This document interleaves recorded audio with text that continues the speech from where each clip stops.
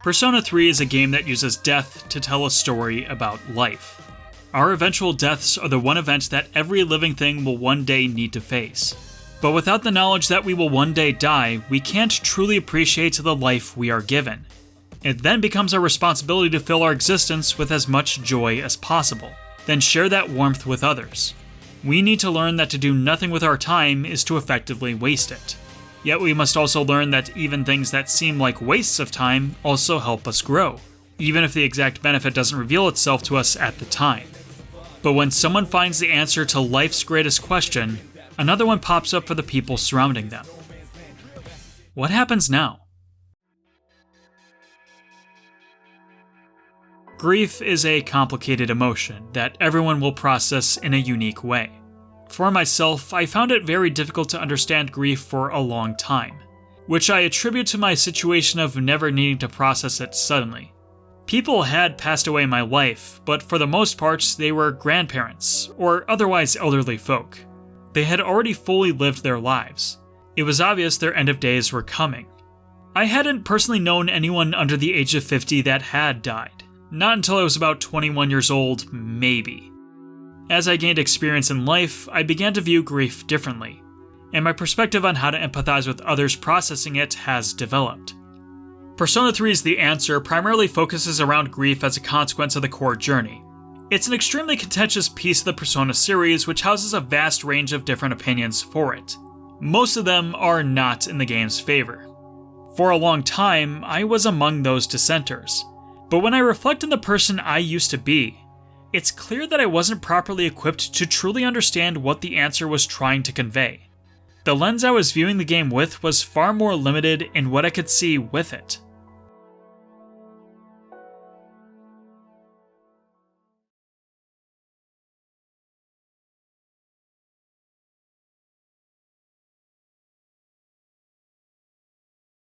Persona 3 is not my favorite game in the series, but it comes really darn close. It even comes really close to being my favorite RPG of all time. This game has left an incredible impact on me that I would not trade for the world. By playing this game, I learned about myself and broadened my perspective on life and death. So why isn't this my favorite game in the series? Well, for one, while I don't mind the AI-controlled party members, I certainly would have liked the option for direct commands when playing the game for the first time. And while I came off the end of the game with a very strong positive reaction, it's definitely a slow game at times, with certain points of the game absolutely destroying the pacing. The most prominent complaint of mine, though, is because The Answer is the worst Persona-related thing I've ever played, even counting its various spin-offs. I do not like The Answer. Even if you loved Persona 3, I don't recommend playing it. So I'm going to go over some reasons why I think it's a stain on what made Persona 3 so great. So sit down, buckle up, and get ready for this wild ride. These are a few reasons why Persona 3 The Answer is stinky as frick. Number 1, it ruined Persona 3's ending. The Answer opens in a somewhat weird place. It's been almost a month since the events of Persona 3. The members of SEES are getting ready to move out and turn in their evokers. Although there's something slightly off about the mood here. Everyone is kind of dancing around an uncomfortable subject. It wasn't all that long before I finally put the pieces together. Wait. I died? This bothers me a lot, but to explain why, I do have to talk about the ending to the journey of Persona 3. Persona 3 has my favorite ending in a video game. If you saw my previous video on Persona 3, then you would know exactly why that is. The protagonist in Persona 3 is set on a journey to answer one question. What is the meaning of life? Along his journey, he saw many things, including events that would make him lose heart, but also things that could instill hope. The protagonist finds his answer to the meaning of life, and uses it to confront Nyx. What was the protagonist's answer? What was his fate after the battle? Well, the beauty of this ending is that it was up to you. There were enough symbolic clues to lead you to the logical conclusion of the story. Creator's intent dictates the story ends along with the character's life. But who says it has to be that? Upon first playing Persona 3, I viewed this ending as interpretive. I thought that against all odds, the hero survived the final battle. The ending was presented just vaguely enough where both the interpretation of the resulting life and death of the protagonist could have been correct. Though your eyes are heavy, it's never direct with what is happening. Perhaps close your eyes means to finally accept fate, but it could also mean to literally close your eyes and fall asleep. I'm sure bending the laws of the universe would make you a little bit tired. Either way, I love that approach. It can spark debates on both sides, and you can walk away with whatever you feel resonated with you more. The answer spits on that. It's a canon explanation to the ending. Your interpretations be damned. This is how it went. Even with the protagonist dying, it's still a beautiful ending, but when I found out there was only one way it could have went down, I was a little upset. Perhaps that is on me though. Perhaps I should accept that if I want to experience more of this game, then I should know there has to be only one way it could happen, so they don't weaken the story of its continuation. But maybe I wouldn't have been so upset if it was so hard to actually experience that story. Number 2, the battle system kinda sucks now. I love the one more system seen in P3 onward. In fact, it's one of my favorite turn-based battle systems in any RPG you'll find. I would explain why, but if you're watching this video, then I imagine you're already a Persona fan and know the battle system, so I don't need to talk about it. That being said, Persona 3 is a bit different from Persona 4 and 5. It has a number of unique quirks that were never carried over to the rest of the series. All these quirks I really enjoyed, but the answer completely ruins the point of at least half of them. The journey allowed you to use multiple weapons, which was important because physical damage was separated into 3 types. In addition to the wildcard, the protagonist was potentially equipped to deal with any situation. You could construct your party however you wanted, but no matter how hard you tried, your party couldn't do everything. At least, not without the help of the protagonist. He could fill in wherever there was a gap in the party. And the answer, I guess, was gunlocked, meaning the only physical damage she could ever do was piercing. Gone are the days where you can shift your weapon around if you notice the enemies on the floor you're exploring are generally weak to one weapon type. That's only one side of the coin, however. Little do you realize it when beginning the game, but one of your party members is already decided for you. Say hello to Metis, because regardless of what you think about her, you are forced to use her anyway. Now I should clarify. The game doesn't ever explicitly force Metis into your party. If it did, it would be annoying, sure, but it would at least keep you on pace for what's to come. At one point in the game, everyone except for Metis will leave your party. So if you were like me at all, and didn't use Metis because she didn't fit your playstyle, now 25 hours into the game, you have to grind a level 10 party member to go up against level 60 enemies. Not having the foresight for this nearly broke me to the point of hard quitting the game, especially since the game did not make any hints that I should be using Metis consistently. I'm sure that some people will be making arguments against me that it's still completely my fault for not using Metis, because Persona encourages you to balance out every member of your party and switch out members as you fight in battles. I still disagree on some levels, but I get why you would say that.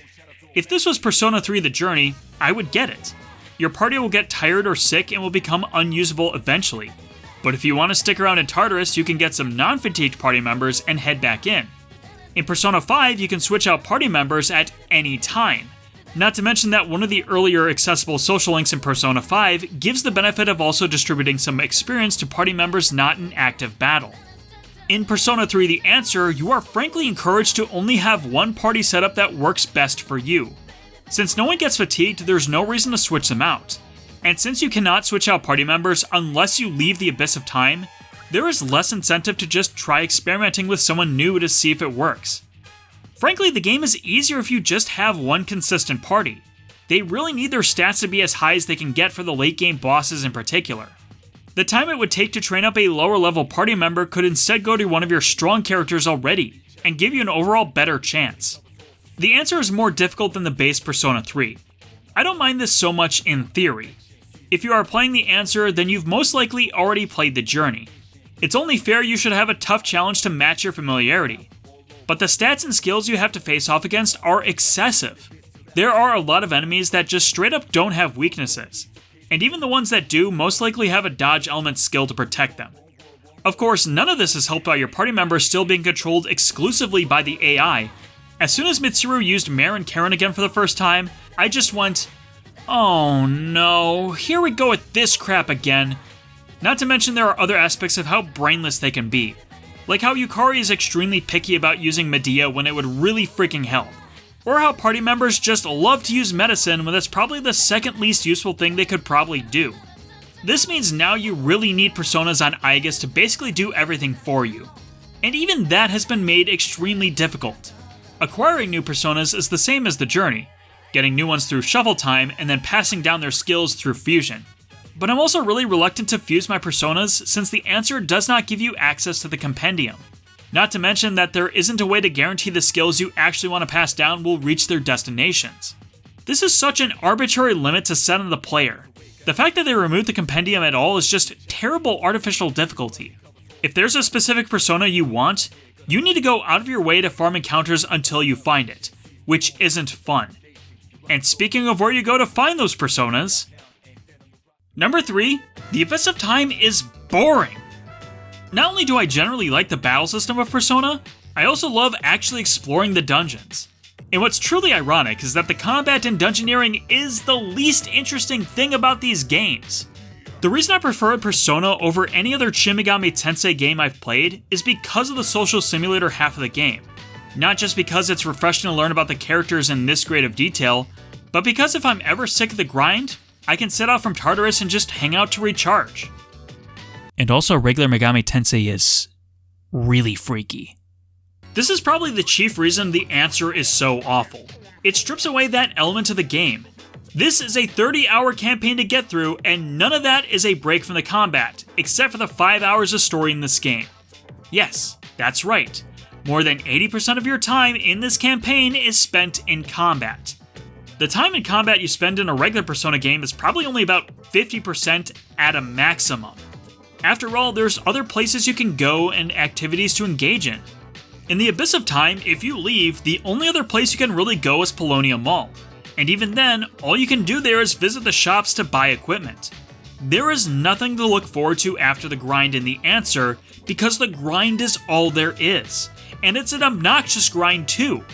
Although some of the background themes in the Abyss of Time are brand new to the answer, most of them are just the same blocks from Tartarus with slightly different lighting. And they all get jumbled around and reused between different blocks. There's just not that same feeling of progression. The encounter rate is also extremely high. Shadows are around literally every corner, and with the narrow corridors, you're basically going to end up fighting most of them. And again, keep in mind how much time those battles will also take up over a whole playthrough. Yes, I know the answer is supposed to be more difficult, but at the end of the day, the difficulty comes more from needing to grind more often. Aigis does have access to Persona Fusion, but without the social link system to back it up, it becomes tedious and unsatisfactory to create new personas. You can't focus on what kinds of personas you want, and you'll have to bring them into combat and finish fights with them to get the 6 skills. Not having social links to get a head start on raising new personas, backtracking from a farther point to get to boss encounters, and no way to share experience amongst the party members in reserve to keep them at least somewhat even in level scaling, the game is simply more grindy than flat difficult. Which should say a lot, because this game is arguably the most difficult Persona game ever. Fighting in this game is obnoxious, and there's no way to make it easier. The answer only has one difficulty setting.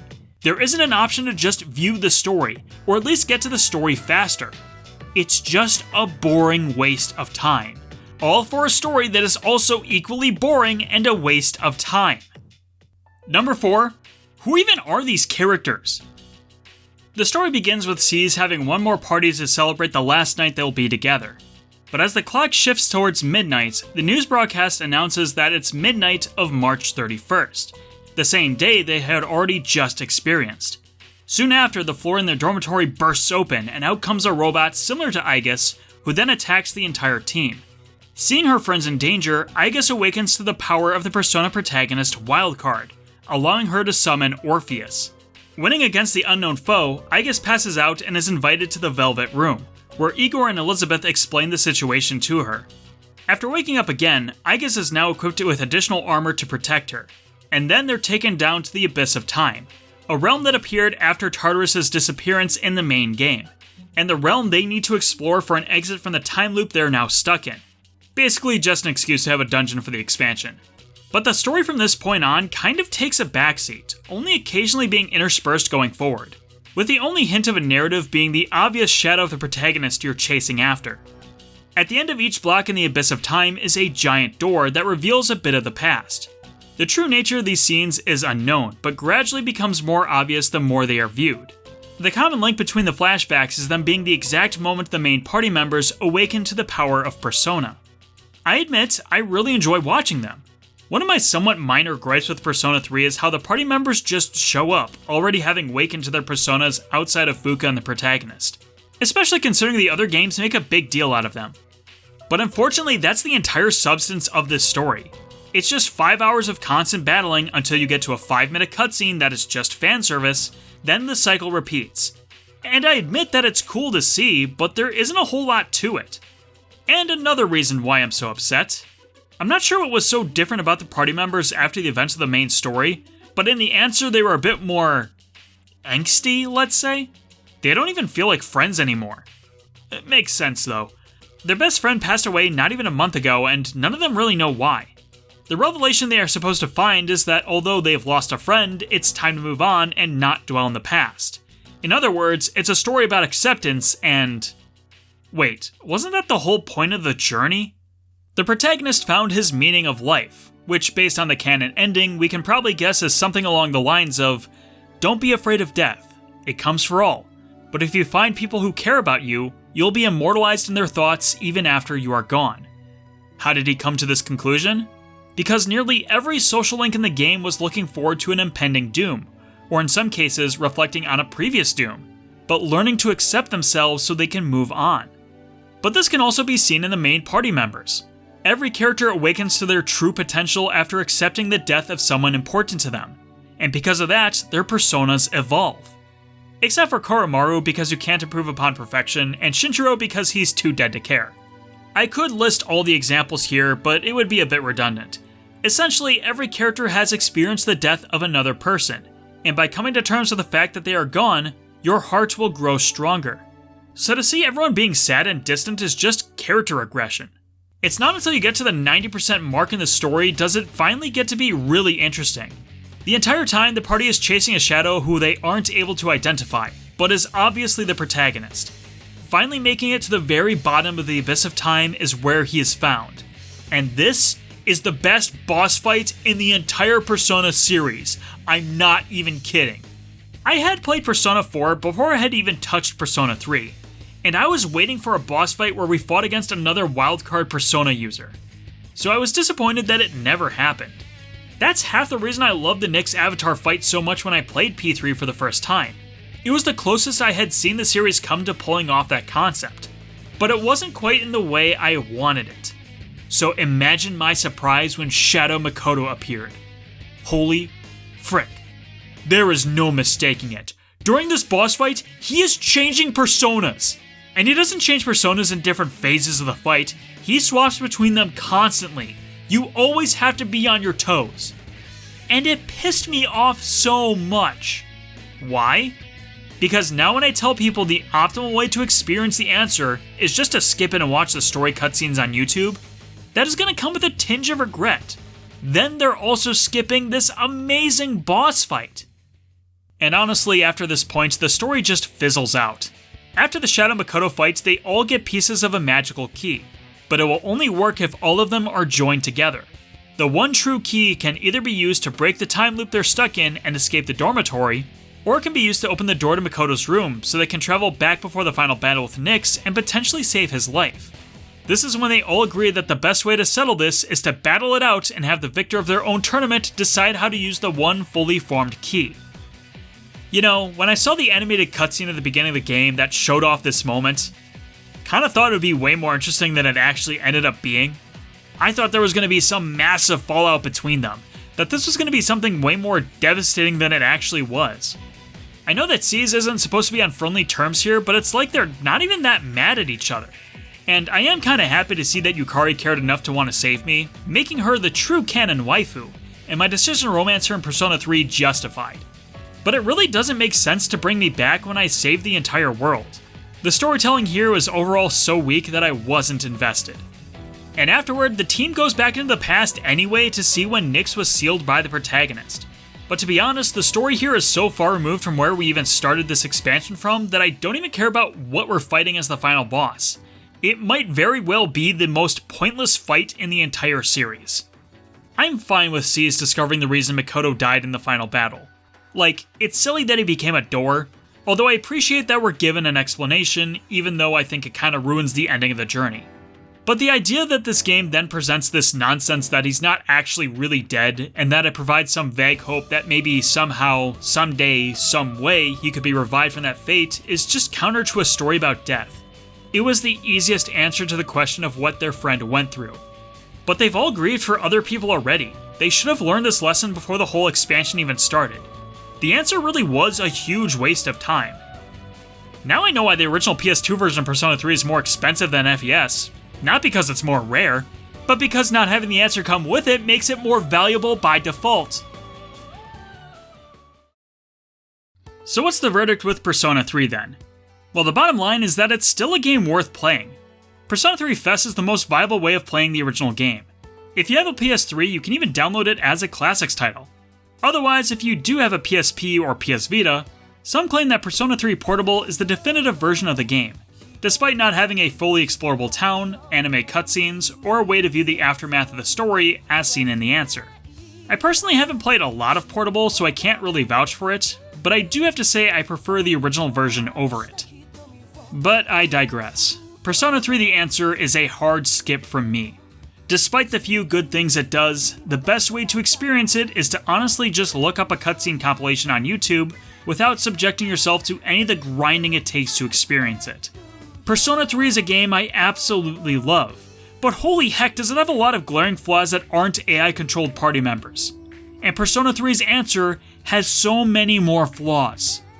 Now, if Persona 3 were ever to get fully remade in the style of, say, Persona 5, and they use that opportunity to fix the problems the Answer had, like being less grindy, swapping out party members at any time along with shared EXP, having access to the Persona Compendium, and fully controllable parties, then it immediately becomes a lot more enticing.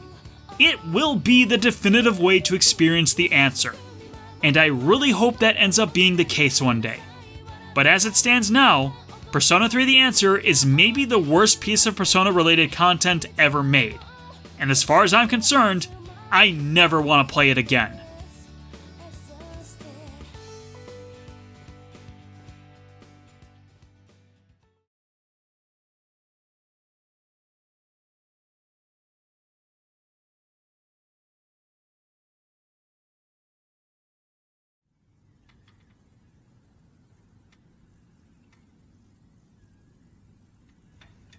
This building right here is the University of Wisconsin-Waukesha. At least that's what it was called when I first started going here. It was later bought out by another school and then completely rebranded, and it's not really that important. The point is that this is where I decided to go to college after I graduated high school 10 years ago. And when I really think about it, deciding what I wanted to do after high school was the first life decision that was purely my own to make. Now, I will say that my parents, really wanted me to go to college, and I think they would have much rather I went to an actual 4-year university. But when I first laid my eyes on this building, I knew it was the right one for me, and I don't regret it for a second. I made a lot of fond memories at this place. The reason I'm here showing off this campus to you is partly to preserve those memories. It was announced last year that this facility would be shutting down. The cost to operate it has gotten too expensive, and student enrollment numbers have been on the decline since the last 10 years. Spring of 2025 was the last semester this school was in operation for. Now, here the buildings sit, waiting for the eventual day they will be demolished. Hearing that news is definitely what motivated me to make this video in the first place. After all, this is the school I was attending when I played Persona 3 for the first time, so there's poetic significance there. But also, I think this school has just become this giant metaphor, which also explains how I feel about Persona 3 The Answer as well. I have a lot more life experience than when I first started coming here in 2015, and I can now relate that back to the art I didn't quite understand the first time. When I was still in high school, I was very anxious about the future. I was terrified of it, actually. And I had no idea what I was going to do for the rest of my life. I had no ambition. There wasn't a career path that really stood out to me as something I'd want to do. I was kind of clueless. That's mostly what motivated me to go here. People told me I was really smart for doing so. Like, oh, you're going to save so much money on your living expenses, and you're going to have a school where you can get your education out of the way before moving on to something where another school will fit you better. It wasn't that foresighted at all. I just wanted a place that still kind of felt like high school, and this place fit the bill perfectly. And honestly, I really like the school for that. Community college just kind of has a vibe that I think you'll understand if you've ever went to community college before, but it was purely for selfish reasons. I just wanted to put the rest of my adult life on the back burner for a little bit longer. But time passed, and eventually I had to move on. After all, this is really just a community college for students to come in and study for a couple of years before transferring to one of the bigger University of Wisconsin schools. And that was my path as well in 2017. And to make a long story short for that one, that did not work out. I hated the major I was going for. I lost sight of my future. I became phenomenally depressed, a little bit suicidal, and eventually dropped out at the end of the 2018 school year. For the next year and a half of my life, I was just wallowing in despair and had no value in my own life. I at least found a job for myself, so I was still doing something, but there was nowhere for me to advance there, nowhere to build a career. I couldn't even live off that income alone. The way that my parents and my primary education system raised me, I was told that I would never be successful in life unless I had at least a bachelor's degree. And from my perspective, I just threw out that opportunity into the trash. I was stuck. So in order to give myself a second chance, I decided to re-enroll at this school in 2019. And maybe this way I could learn to love education again. Maybe this way I could find a degree that was a much better fit for my personality. Maybe this way I could eventually get a job that would pay me enough, that would make me successful, that would make me the person I wanted to be. It didn't work. None of the people I knew were still here, so the vibe of the place was different. It felt hollow. I couldn't last a whole semester before eventually just dropping out again.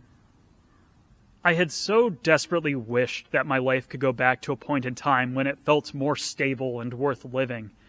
But I failed to consider what made the past so special, what makes a place more than just a place. It was the moment in time I finally realized that I was stuck in the past and wasn't moving on. And despite that revelation, I was still stuck in the past. I still wasn't moving on. Turns out life's not like the movies. You can't have this sudden grand realization and suddenly everything falls into place. This time I really was stuck, and I had no plan to get out. For the record, my life is in a much more stable place right now. I've got a lot of really cool things to look forward to as well. Now I have an associate's degree, a full-time job. I might actually be a homeowner in the very near future. But I still have a lot of commonalities with my 18-year-old self. For example, both of us really love Fire Emblem, and both of us are terrified of the future. And I don't think that's really going to change. But at the very least, I've learned I don't need to cling on to the past in order to find such semblance of happiness. At least a little bit, I've been able to move on, as is the place I once used to call my school. As a disclaimer, the video you've been watching up to this point wasn't actually written by me. At least, not the present-day version of me. It was recompiled from an old draft I had in 2017 when I originally planned on covering the answer after my first video on Persona 3. That never materialized because, well, I didn't want to replay a game I hated, so it just went into the trash. But now that so much time has passed, I think it deserves some reevaluation. So here's what I think about the answer now, in 2025. Persona 3 is a game I've loved ever since I first played it, and as the years go by, it has only gotten better with the passing of time. Its themes have only become more resonant with me. I've found more depth in its characters, and I've even been able to find value in some gameplay choices I didn't quite understand previously. It is a game that I have continued to, and will continue to revisit again and again until I die myself one day. The same couldn't be said for the answer. It was a very divisive expansion to the game's story, with most leaning on the side that it was a generally bad experience. I used to be among that group. But in the past couple of years, I've actually come to hear the other argument. Defenders of the answer have come out of the woodwork to express a lot more of the genius behind the game in respect to its story and gameplay themes. This alternative perspective was one that I appreciated, and it made me curious to find out if I was perhaps wrong about the answer. And to put it simply, yeah, I was. The question is, how do you follow up a game like Persona 3 directly? How do you make a Persona 3 2? Especially considering how that game concluded. The ending to Persona 3 is one that I've always adored. Ever since I first played the game, it has always been one of my favorite video game endings, and over time, it has since become my favorite ending to any piece of media. Although in the past I personally viewed this ending as interpretive, I gradually came to like the idea more that this game definitively ends with the protagonist's death, but also that the game doesn't make a big dramatic show of it. It's just a moment. A moment just as important as any other in the story of life. For one, it trusts the audience can put the pieces together themselves, even if my media illiterate self failed that test 9 years ago. But also this inconclusive, ambiguous ending leads perfectly into the answer. I didn't realize that I was the only one confused that the protagonist died. So too were C's, left with no answer as to why their greatest friend had suddenly passed away. Whether the audience realizes it or not, they have been put in the best position to relate to C's. No one directly addresses that the protagonist has passed away. After all, what can you really say? What are you supposed to say? Everyone else was his friend too, so they understand, right? Even if we aren't all together, we're at least finding ways to keep ourselves busy and move on. If that's the case, why are we now stuck within the dormitory? Why do we repeat the same day? Why are we chasing a shadow of the past? Why do we fight the same battles again and again? I love turn-based combat a lot. The recent Persona games still have one of my favorite combat systems of its kind, and I think Persona 3 in particular is very special, in no small part due to how still unique it is amongst the series. Battles in P3 I would argue are the most tactically conscientious. There's a lot of systems working together under the hood that push you to actually consider the moves you make. A big hang-up many people find with turn-based games, such as JRPGs, is the possibility that you could do everything correctly, but get screwed over by bad luck somewhere in the plan. Like, one of your characters misses their attack, or the enemy gets a critical hit on you, and any other possible random factor. However, I would argue that this is also a flaw in the mindset of the player, and a lacking ability in an area where these games also test you. The ability to come up with contingency plans. Finding ways to use luck to your advantage. I'm not saying that SMT bullshit never happens, but it's way less frequent than the funny meme videos might lead you to believe. Persona 3 is more willing to force use of these skill sets compared to other games of its kind. You need to be more conscious of how random chance will affect your plans. When using a Ma offensive skill, you don't actually get the one more if you aren't able to hit every enemy on the field with that weakness. They're more SP efficient, but their lower accuracy makes them a gamble. It also means you have to work harder to guarantee yourself extra actions. Despite the bells and whistles that the future Persona games would add, it's actually the bare bones and rough Persona 3 that still has my favorite battle system in the series. I sort of dislike a general value I've seen that being a deep JRPG requires having an incomprehensible number of options. That the best battle systems are the ones that include the most features, the most customizations, the most everything. After all, Persona 5 Royal has the best gameplay of the series, because of how many options it gives the player. Except not anymore, because now Metaphor ReFantasio has even more options, and is now a betterer video game. Persona 5 now. Outdated? Don't give me more options. Make me use less options better. Make me put in an ounce of thought. As fun as Persona 4, 5, and even Metaphor are, they're also way less thought-provoking. Showtime attacks, partner follow-ups, synthesis. Make it flashy. Make it cool. If players want a challenge, they should just go play on hard mode. Make them test their... Wait, this is hard mode?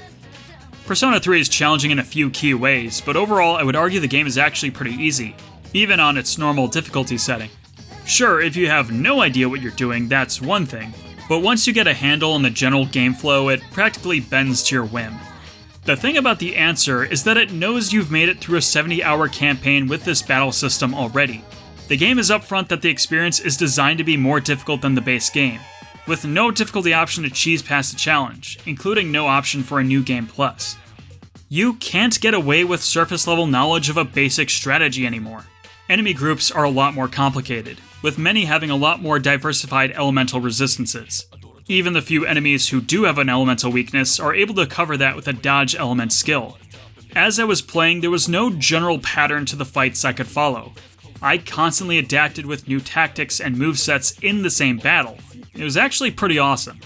And if you are stuck, the answer to your problem is sometimes as simple as changing out your party members for a different combination, or even adjusting what tactics they should use. The answer yet again proves that having AI-controlled party members is a fun and rewarding challenge to work with, provided you know how to best manage it. It gives you all the tactics and most of the party members from the start, and then expects you to figure out how to best use all the tools.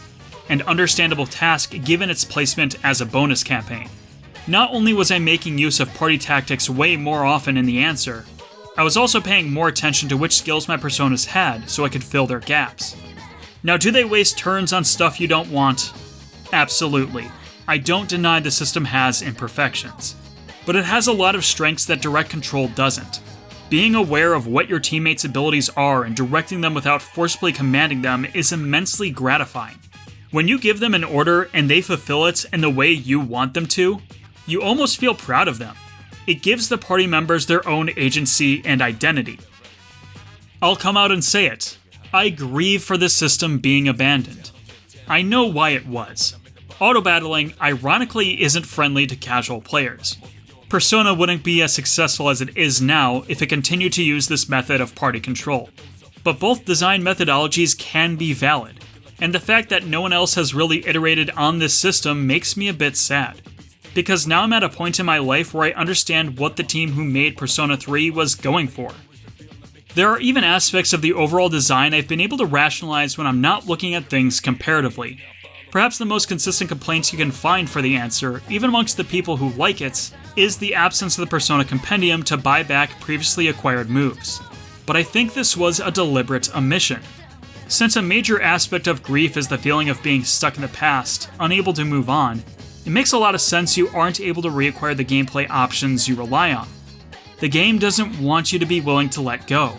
Without any guarantee the skills you actually want will transfer over, and without an easy way to get the abilities you formulate strategies around, you are also stuck in the past.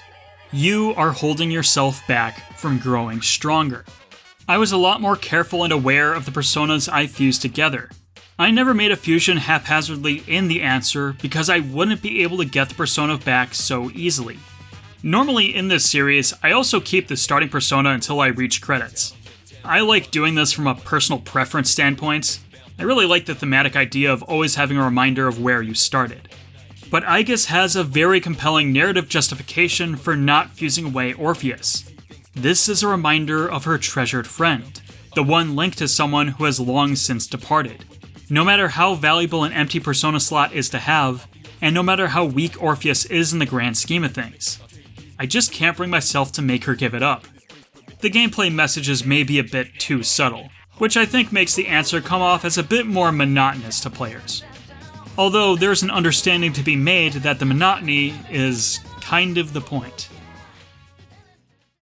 The Abyss of Time is boring. Persona's overall defining mechanic as a series is the calendar system. It certainly wasn't the first RPG franchise to use that type of mechanic, but the series undeniably made it a famous and trendy framing device, and it would even go on to inspire basically the same system in many other games for years to come. It isn't hard to see why. It's an incredible mechanic in both gameplay and story. It demands you to make choices and value your time, in turn getting players to appreciate the time they spend in their real lives more.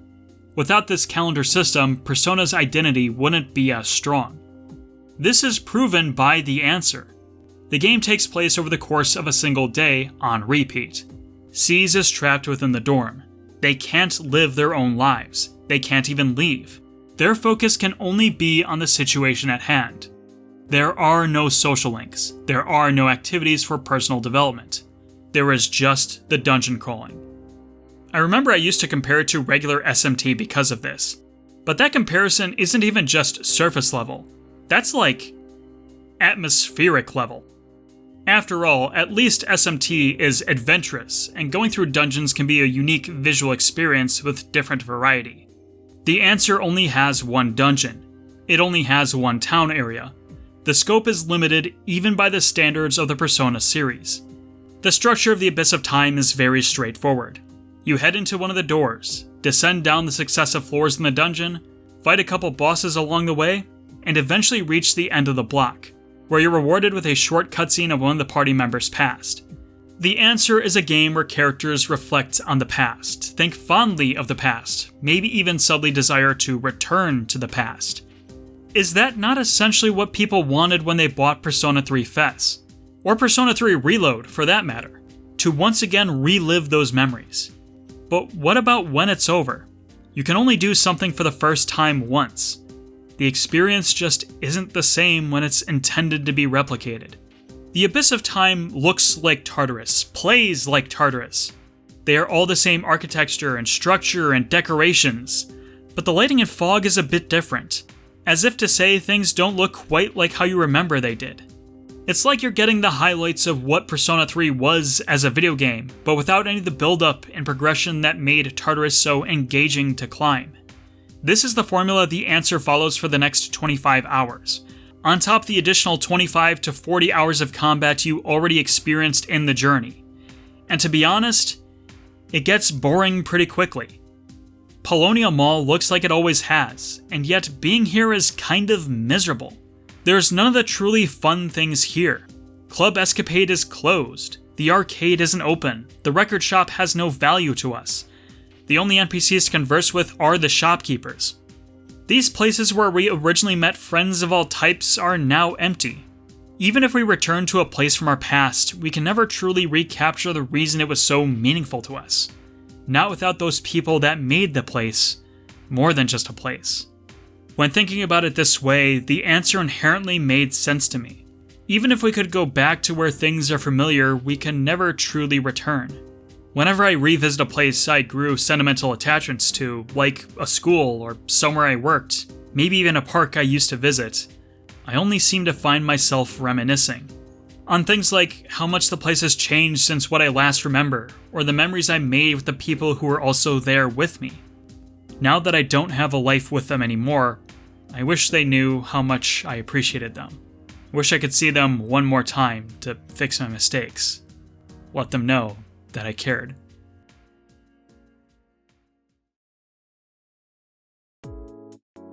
What happens after you save the world? How is one supposed to go on living when they've already accomplished the most significant achievement in their lives? How especially when the rest of the world doesn't recognize that effort? How especially when you've lost the person who understood better than anyone else what you went through? That's the common dilemma that SEES as a group now shares. It's apparent how much of an impact you had on them. As a leader, you were the glue that held them all together. And without that connection, the team is all splintered off. Everyone is processing the grief of losing their leader differently. Some are trying to stay positive. Some are distracting themselves. Some are off doing their own thing. But none of them have quite been able to move on. And it's on the final day all these people will be together in the same place that time effectively stops. When the next minute passes, 11:59 p.m. March 31st, 2010 turns into 12 a.m. March 31st, 2010, with the entirety of SEES now being trapped and unable to leave the dormitory they're currently inside of. That's when we're introduced to the Abyss of Time, an inverted gap beneath the world. This is speculated to be the place Tartarus stored itself when the Dark Hour wasn't present. Okay, hold on now. Do we really need to explain where Tartarus was when we couldn't see it? Maybe I'm just in my subtle bullshit phase of life, but it's like when people say, oh, Expedition 33 is so good, I wish we get a prequel DLC that explains how Gustav lost his arm. Like, why do you care? Why does that matter? How about you fill in the blanks for yourself? I'm sorry, I get a bit cranky when I don't get my apple juice. But please forgive me for being cranky. Even after all these years, I realize the story of The Answer is just as unfulfilling as I remember. I kind of forgot just how much work players need to go through in order to get to the next story beat. The cutscenes are so spread out, maybe a bit too spread out. I will say though that seeing the cutscenes of the characters' pasts are a genuinely neat bit of fan service. I was a bit weirded out when I first played Persona 3 that the party members didn't have this moment in the story where they awaken to their personas on camera. Almost everyone joins being able to use them already.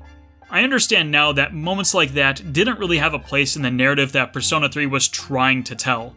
Seeing these moments in the answer was a great way to satisfy that narrative desire while also tying into the themes of reflection and memory. And then there's the really good stuff in the story too. Everything about the Shadow Makoto plotline, build-up, boss fight, and payoff was all executed absolutely perfectly. Even after all these years, this sequence alone is so good that it almost makes the entire expansion worth playing on its own. And then the rest of the story happens. Yeah, the whole C's tournament for the key to escape part of the story still doesn't really work for me. But I don't think it's beyond salvaging. The skeleton of this arc of the story is fully constructed, it just doesn't have the muscles to stand on its own. C's needs to be way more divided if going back to save Makoto is the right call. Yukari being staunchly for it works. Akihiko and Ken being staunchly against it works. Junpei just being too scared to risk battling Nyx again also works. But the rest of them don't express a solid opinion. Despite that, they all agree that going back into the past is a bad idea. Yukari is the only one that's really on Team Redo, so what are we even doing here? No, actually, what are we even doing here? They are in the abyss of time because they were all chasing Makoto's shadow. The repeating day is the manifestation of their persona's willpower. At least on a subconscious level, they all want to see him again. Suddenly 5 minutes later they think, nah, going back into the past, that's wrong. Are you all sure about that? For this specific scenario to work for me as it's currently intended, Yukari needs to basically gaslight some of the team into doubting the logical answer. They all lost someone important to them. Except for Fuka, because she's boring. But you're telling me that no one else would even entertain the idea of going back to the past if they had the chance to save those they loved? They don't even need to agree with Yukari's viewpoint. They just need to be swayed enough to give in. These people need to be getting mad at each other. They need to be throwing chairs and tables. And the story needs to understand that their reasoning is allowed to be irrational. But ironically, C's is too mature and calculated for this situation to effectively work. The answer kind of wrote itself into a corner being an epilogue story while not wanting to trample over the development from the journey. I also think that maybe even Meta should potentially want to be on the side of going back in time considering later revelations of her character, or at least whatever the opposite of what Aigis wants to do.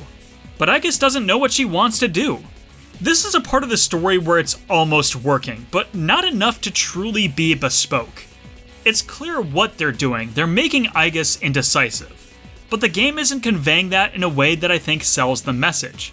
She does the cliche anime thing where someone asks her a question and they just go, It would work better for me if Aigis could not decide, and by that I mean she actually can't decide. Logic and emotions need to be at odds. Wanting to respect the past, but wanting to see him just one more time, but not knowing exactly what he did, but also being able to replace him in whatever he did. She needs to make a decision, then talk herself out of it. Decide again, and talk herself out of it. So now we have the most pivotal story arc in this entire expansion, and it falls flat. But at least Heartful Cry is still a rockin' battle song, though. After battling every one of the members of C's, Aigis is now able to form the one true key, and in a final moment of desperation, Yukari tries to take it by force. Yukari's character since the end of the journey has regressed, and now I don't mean that disingenuously. We can build houses over the course of weeks, but they can be destroyed after a day of bad storms. Human beings aren't much different. Yukari has suffered seeing the people she loved being torn away from her, without a chance to give them a real farewell. Yet along came a boy who also came from a broken family, who she trusted her secrets to, who comforted her in a tender moment on the beach, who she fell in love with. He died, and she never knew why. Of course she wants to see him again, of course she's selfish, but is that really so wrong? can we really say we wouldn't buy into the most ridiculous outcomes if it promised a chance to see those we loved one more time? Yukari teaches us a valuable lesson, that it's okay to grieve, that there are others still there for you, and maybe even the people who disagreed with you still partially want the same thing you do. But regardless, it's not something you can have. Aigis then proposes a third hidden possibility, a compromise for everyone involved, to use the keys just to visit the past to see what happened during the final battle with Nyx, and get the answer to their question. Going back into the past, Seize is able to find out exactly why their friend died, how he gave up his life to seal Nyx away so that the yearnings of humanity could never ask for the fall of mankind again. And after one, frankly not that important final boss, they now have closure. Some people make the assertion that if they were somehow able to get rid of the willingness to die within people, they could bring their friend back to life. I used to believe this interpretation myself, but upon further inspection, I'm not really sure that's what the game meant. What I think Persona 3 is saying is that if Seize can go out and live their life to the fullest, make connections with new people, give others reasons to value the lives they have, being that person for others, the same way Makoto was a friend to them, they can keep them alive in a small way. After finding parts of themselves that they let go, and unburdened from ignorance, Seize can finally open the door to brand new days. The answer is undeniably a flawed experience, and despite my newfound appreciation for it, there's still plenty of issues I still take with it. Come on. Did this expansion really need to be 30 hours long? Especially considering that the story, while theoretically interesting, is poorly told and underdeveloped, only taking up about 5 hours of total runtime. With its ideas scaled back in the right ways, it could have been a lot stronger. I think that all the bones of a perfect sequel to Persona 3 are here. Maybe business expectations, consumer value, and developer ambition added a few too many bad ingredients to the stew. Although I am happy to say that I appreciate the answer much more than I used to.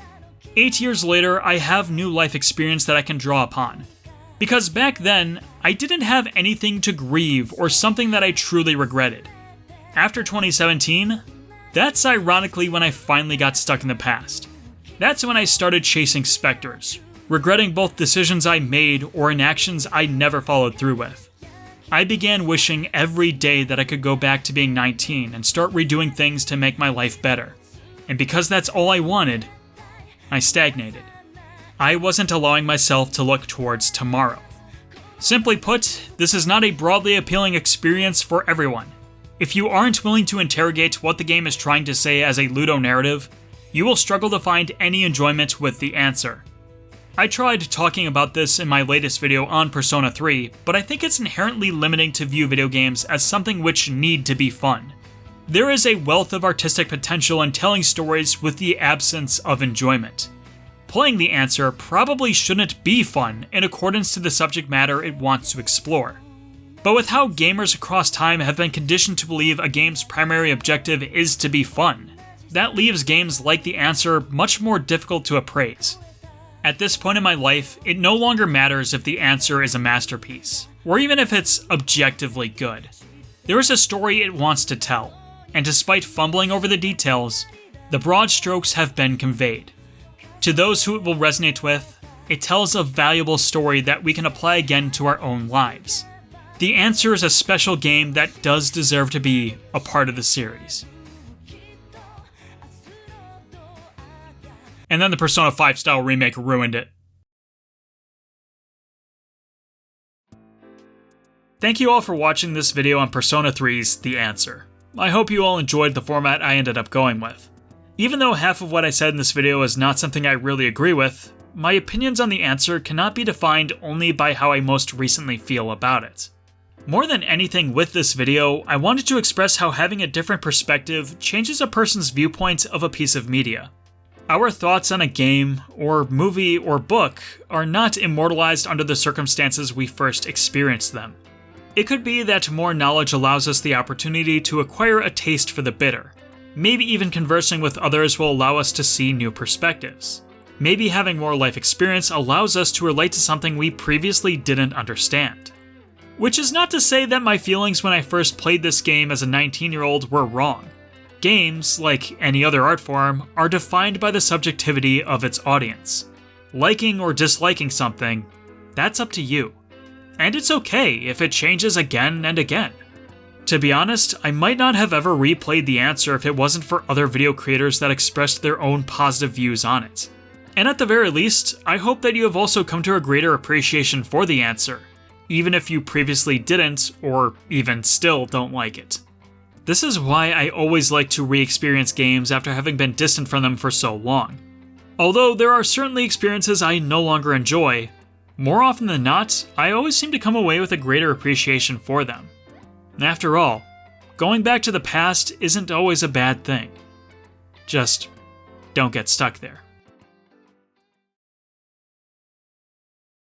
Hey, thanks for watching the whole video.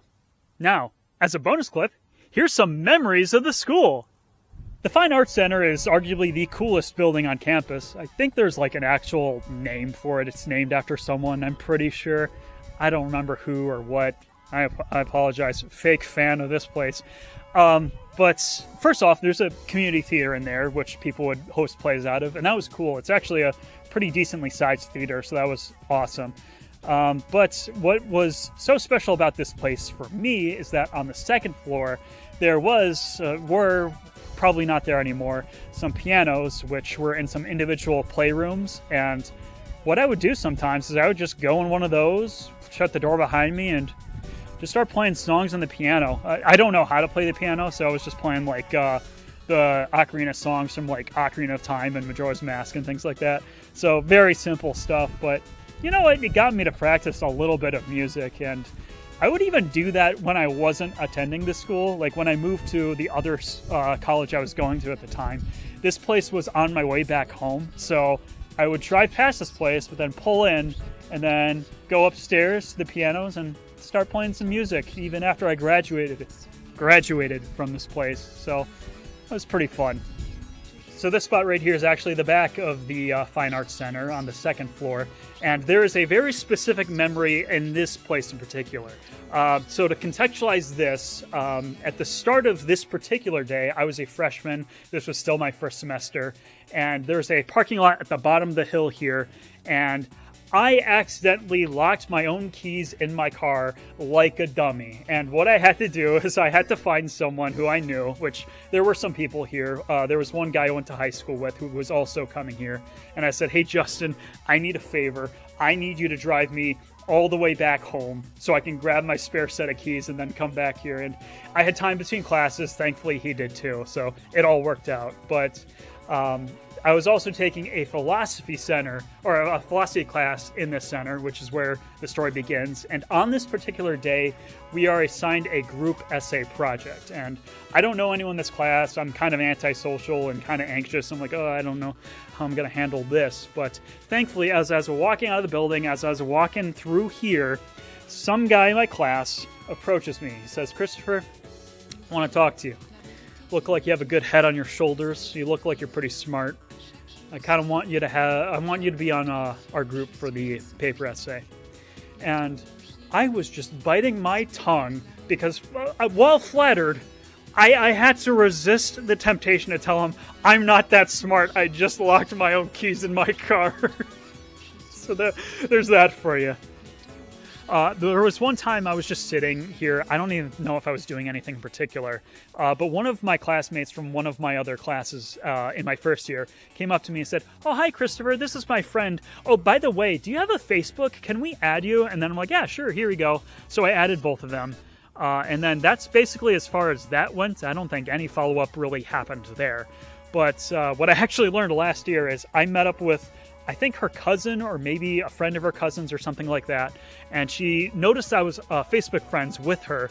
And she's like, how do you know this guy? This is neat. And she said, oh yeah, my friend liked him. She thought he was cute. So we added him on Facebook as our little in to say that we were interested. And I didn't learn this until last year. So Unfortunately for this person, she did not account for the fact that I'm as dense as a block of concrete bricks. So, yeah, that didn't work out. But don't say that I never had any charm, because I had something going for me, apparently.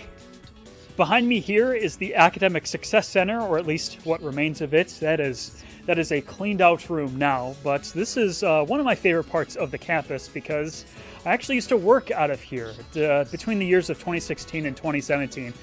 My second year at this campus, I was actually a writing tutor. That was my job during that time, and that was awesome. My English professor during my first years attending school here, she said, "Christopher, you've done such an awesome job in this class. I'm personally recommending you to the writing tutor professor at the school here. I'm personally recommending you to her." And that was awesome because I got to quit my job at Walmart, but also just being able to help students and develop their writing skills, which I also learned, boy, these people were not at all prepared for high school or for college. They did kind of an awful job, but that's what I'm there for, having a person their own age to kind of guide them through it. So that was awesome. And also when I wasn't writing or helping people write their essays, I was writing my own essays for YouTube. So Dark Souls of Chocolate Milk, or Dark Souls of the Chocolate Milk of video games, that was written here. Not the actual idea itself, but that was also come up with somewhere else in the campus. Actually waiting outside for my English professor to recommend me for this position, now that I think about it. So that was awesome. And I'd like to think that I got this job because I made YouTube videos, because I was so familiar with writing essay-like content that prepared me for a better skill set that I could help out others with that position. So I can't say that this whole YouTube thing has done nothing for me. It's actually been kind of awesome. This place is actually one of my favorite spots on the campus. This just kind of a really weird vibe to it. It's almost like the back alley of UW Waukesha. There's a no skateboarding sign allowed right here. There's also a no smoking sign over there. So I think that's like eliminating a very specific demographic of students, literally 1984. Maybe that's why attendance numbers dropped so much. But despite the no smoking sign, I don't remember if that used to be here, but this was definitely the part of the building that the students would go to smoke at. And that actually is kind of why I remember this place so vividly, is because I went to this place with a few other people I went to high school with, and I've never smoked a day in my life, but seeing them smoke, that was like a brain-breaking moment of, oh my god, we're adults now. I've known you for the last 14 years, and now you're buying cigarettes. That's kind of wild. Oh, another memory. This is where I found out what weed smelled like for the first time. Not here specifically, but in this building here, I was taking an accounting class, and one day I sat down next to this guy who just reeked like a skunk. It smelled like he was hugging a skunk very hard, and I'm like, oh my gosh, it was distracting. I'm like, this guy smells like a skunk. This is awful. And when class ended, and then the person who was also sitting next to him opposite of me said to me, "Yo, did that guy smell like weed or what?" So that's how the Boy Scout found out what weed smelled like finally. So there's that. And last and definitely not least, we have the commons area, which is where I would spend like 80% of my time. No, like, let's be real, 99% of my time at the school here. This is where I would hang out because the gaming club that I was a part of would hang out up here, and we would do things like play Smash Brothers and basically a lot of Smash Brothers. I got really good at Smash Brothers that year, but I made most of my really good friends here. The one friend that I'm still like in regular contact with to this day, how I met him is we were gathered on like the very first day of gaming club, and we're talking about the games we were playing recently, and he said, yeah, so I've been playing this game recently that I'm really loving, Fire Emblem Awakening, and I don't think I actually did this, but in my mind, I crawled over the table and shook his hand and said, "Hi, Connor, my name is Christopher, and we are friends now." So that's how I met him. And, ooh, Brad, this one is specifically for you. If I look inside the building here, I see a wall. That is right. There is a wall between the area we used to hang out in and that little inlet and then the rest of the commons area. There is a wall there. and I don't think Anime Club paid for it.